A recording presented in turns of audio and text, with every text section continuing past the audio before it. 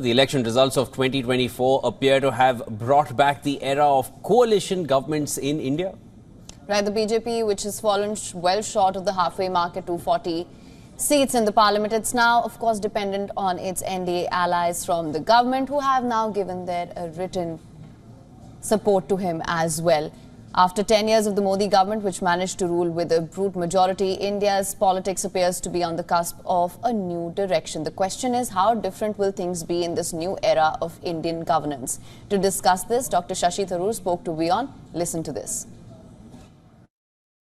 The fact that they do not have a majority in the Lok Sabha and they can only govern at the sufferance of the allies is a new thing for them.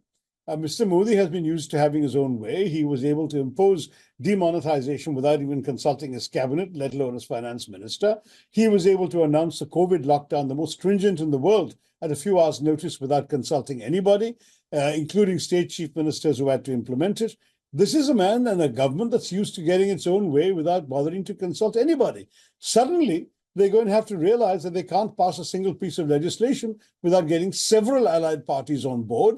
They can't pass their budget without getting the allies on board. They can't take any major policy initiatives without getting their allies on board. It's going to be a very different BJP government that we're facing. And I'm looking forward to seeing how they manage to perform after the kind of style of governance we've seen for the last 10 years. Mr. Narasimha Rao had a minority government with outside support. Mr. Vajpayee had, all the governments, Deve Gowda's government, the government of Inder Gujral, and then Vajpayee Saab's two governments were all coalition governments with levels of outside support. And then Dr. Manmohan Singh's was a coalition government too. And they collectively presided over the best years for the Indian economy. So very clearly, there's been no problem with coalition governments. Secondly, yes, coalition governments risk falling if you don't actually keep everyone happy within them. But if you do keep everyone happy and you are accommodative and conciliatory, as Mr. Vajpayee was in his second government and as the Congress Party Prime Minister, Dr. Manmohan Singh, was in his two governments, then you've got a winning formula which is far more democratic in its appeal to people than the formula of my way or the highway, which is what we've seen from Mr. Modi.